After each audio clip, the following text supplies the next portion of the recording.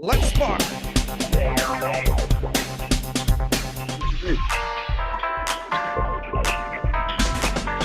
Someone's getting a sword to the neck. That doesn't look very friendly.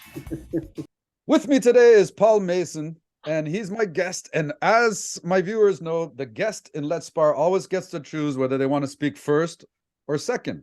The advantage of speaking first is you get to speak your conscience. So you get to actually say what you feel. I agree or disagree with this question. And then Smart. you have 1 minute to build up your case. Then you have to fill the minute. Now, all I'm going to do is listen and make notes. Then the second minute, the second speaker responds and has to contradict the first speaker for 1 minute uninterrupted. Okay. The third minute is the sparring match. That's when we get to kind of clash heads and interrupt each other and ask questions, not filibustering in a civil way, but that's when we get to actually spar a little Sure. bit for one Love minute. it. Is teaching a noble profession? Sure, I'll take it. Here we go. Yes, emphatically, yes. What profession has an impact like teaching? Perhaps none. Teaching is an opportunity to pass on not just knowledge, but to pass on values, to pass on mannerisms, to pass on all kinds of good things that help make not only the student's life better, but society better.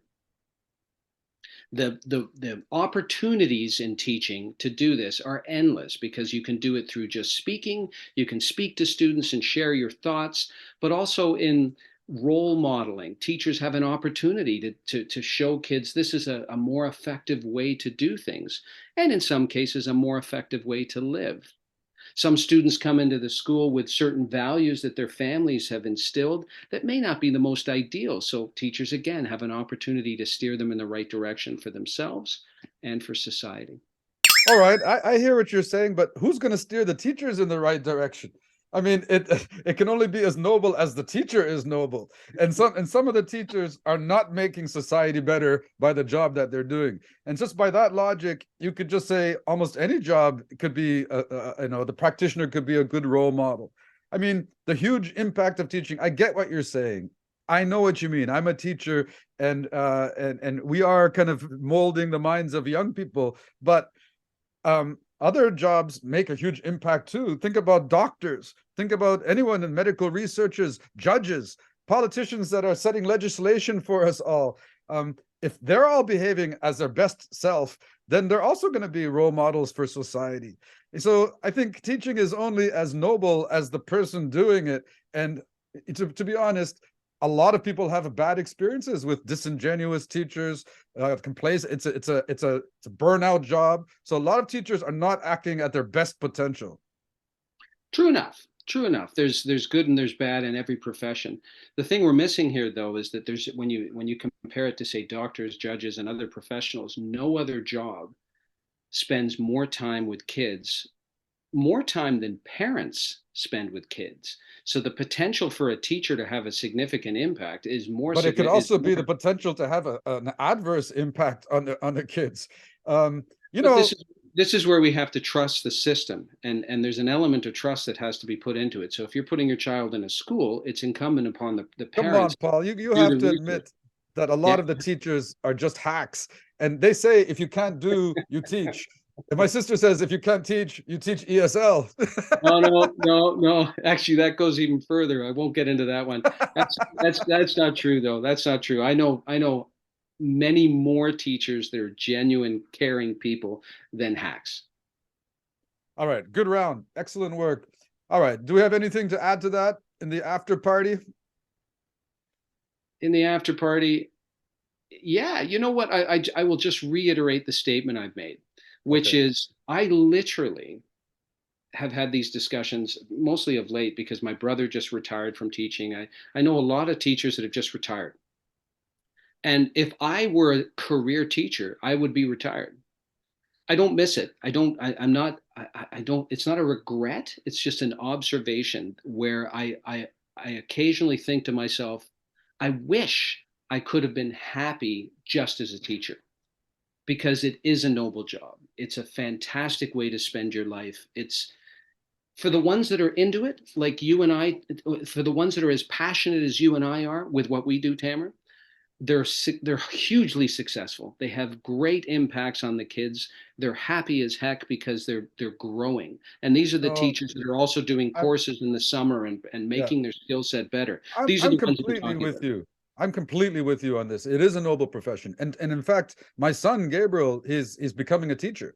And so of Outstanding. all the options, and I support it because I know, like, on one hand, it's not gonna make him rich, but he's got opportunities to do some entrepreneurship on the side. But on the Yeah. other hand, I know how gratifying it is on a soul level. I know how on a day-to-day level, how sometimes I pinch myself how happy I am teaching and spending time with young people, and because they keep you young. And Yeah. there's a lot of people, when they don't work with kids and they stop being stimulated by school content, their mind starts to atrophy. But when you teach, your mind stays vibrant and alive, and you recognize, these young people keep you young at heart. And there's Yeah. something wonderful about that. Yeah. So here's a quick story I'll share with you. At my music academy, a family came in just a few days ago, maybe, sorry, a week and a half ago.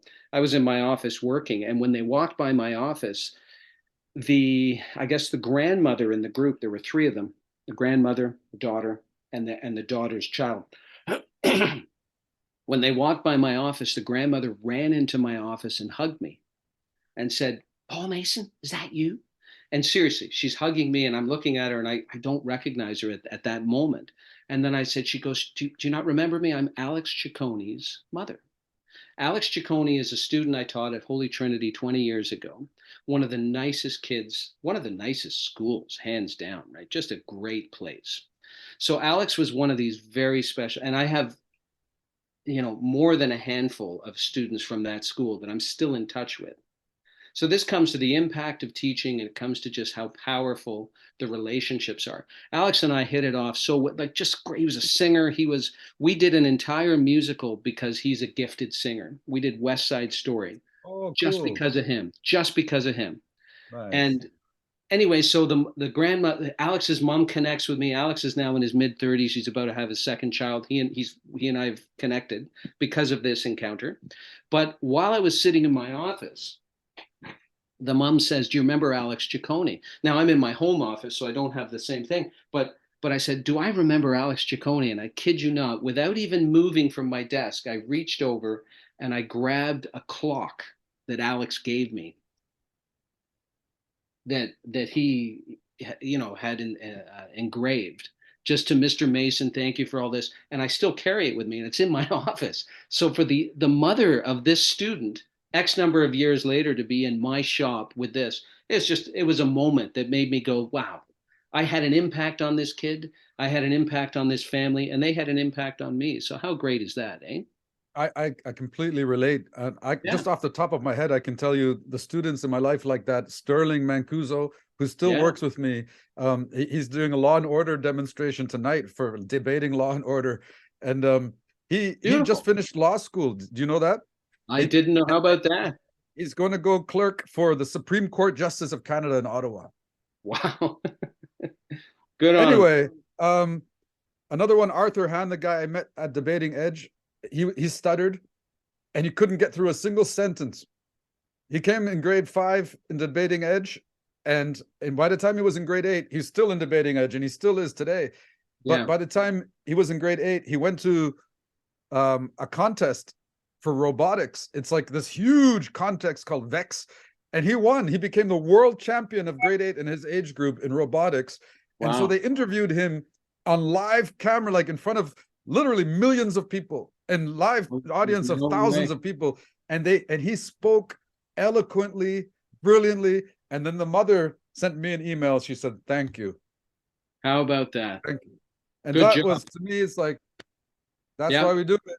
I still feel the goosebumps right now. Well done. Well done. I'm not All surprised. right, let's go on to the second topic. Oh, this one is right up your alley. All right. Bring Is it. music a nice to have in your life or a need to have in your life? And so, Right. by nice, Right. by nice, if you're answering yes, you're saying it's a nice to have. If you're answering no, you're saying it's a must have in your life. All right, which one do you want to go first or second? Yeah, I'll go. I'll go second this time. You take it away. All right. It's going to be hard to say yes to this. I think that it's going to be hard to say that it's only a nice to have. So I'm going to make you say that side. And I'm going to say, Sure. ladies and gentlemen, music is a must have in your life. I Yeah. mean, music is in our life in a way that's kind of under the radar. It's not just whenever you choose to listen to music or whenever you choose to pay attention to music, but it's in our life constantly. It's all around us, not just people playing music and the radio playing in the background, but it's also the patterns and the street and the rhythms of the noise and the birds singing. Music is everywhere. And if you think about if our life was without music, that would be terrible.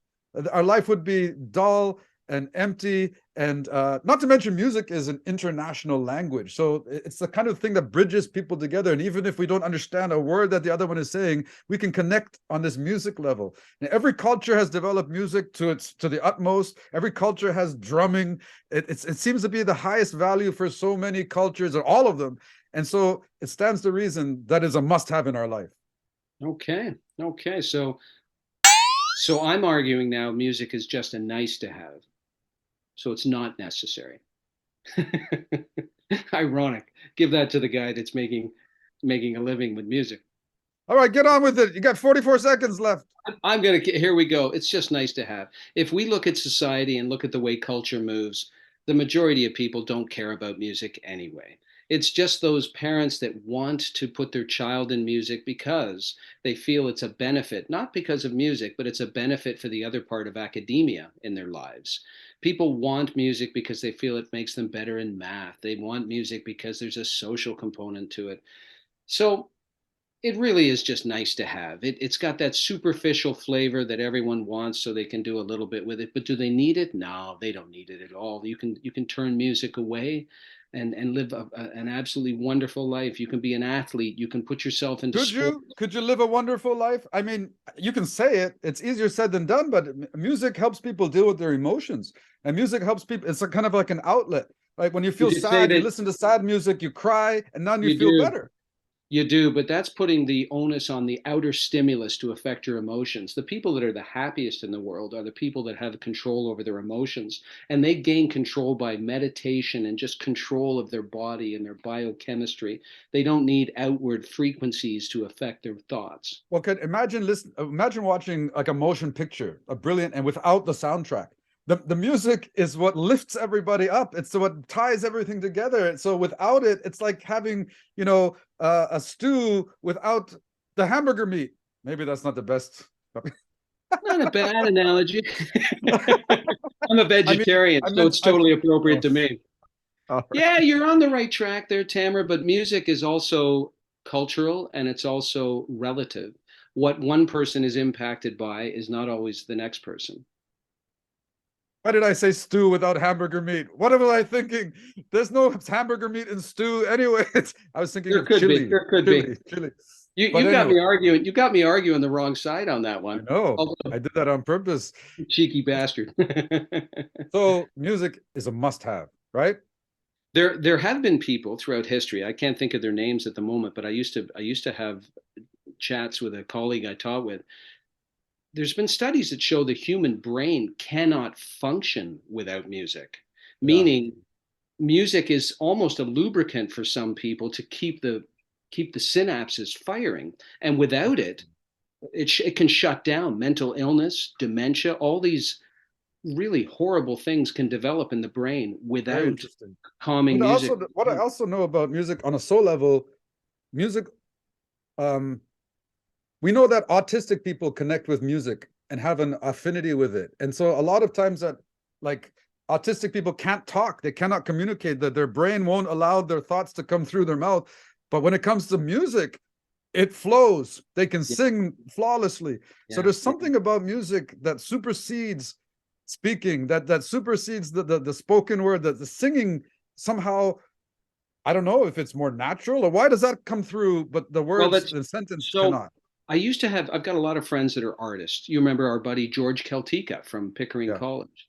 yeah. I have these conversations with. I just saw him the other day, which is an interesting thing. But aside from that,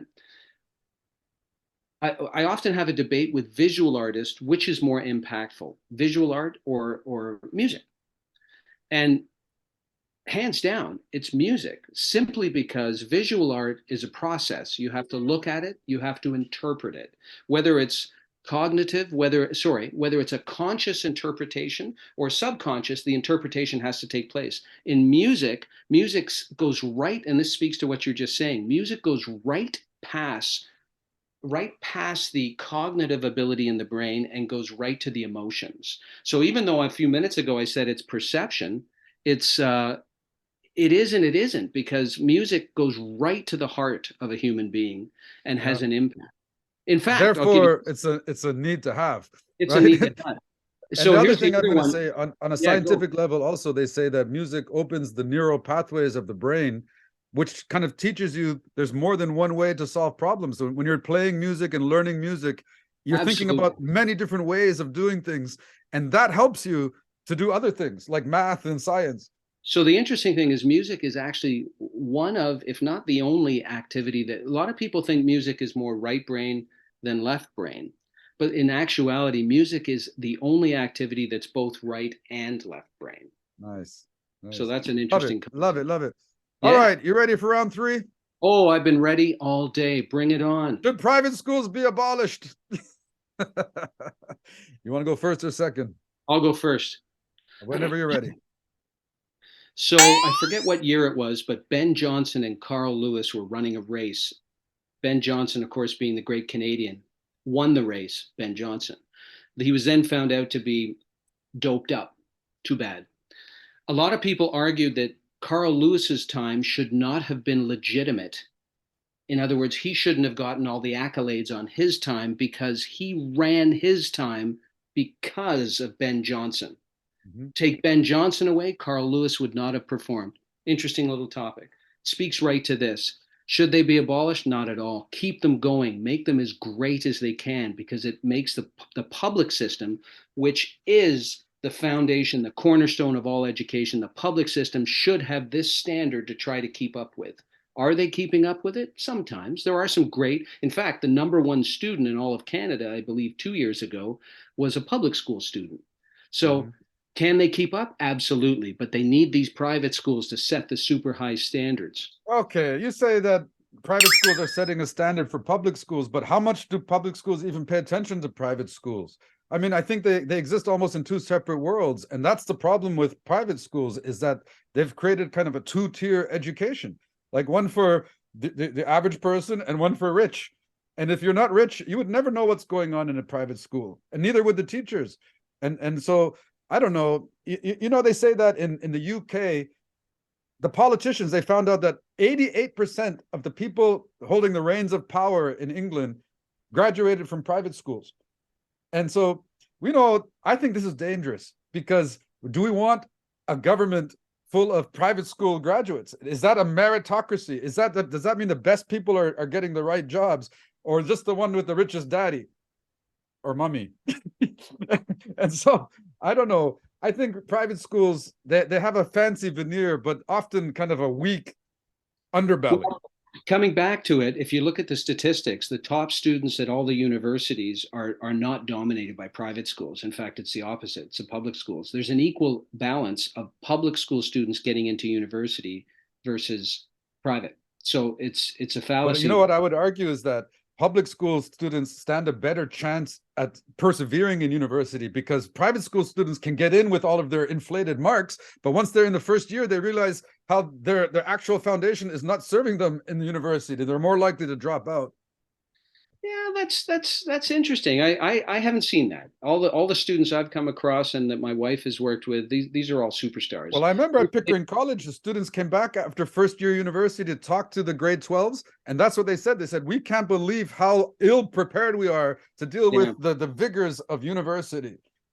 Well, I'm sure there's lots of kids that say that, but that speaks, whether it's Pickering or whether it's a public school, if kids are coming back, that speaks back to the grade 12 teachers that they had, didn't it?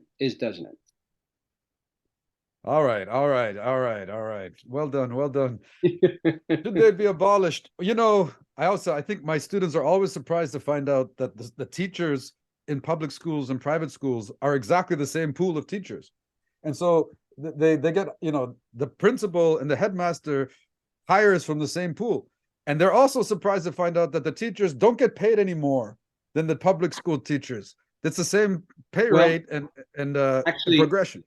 historically, it's been less. It's only since come around in the past 20 years where the private school teachers have been Right. paid the same or a little bit more.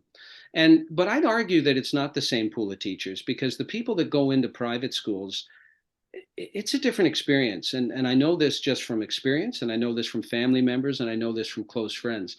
Teaching in the public school is still hard. It's a tough gig, no question, but it's tougher in the private system because you have extracurriculars, you have parents breathing down your neck. In many cases in the public system, they don't even have to they don't have to communicate with the parents. They should, and they do. I'm sure many do, They don't but even have to communicate with the principal because well, they just say, talk to my union leader.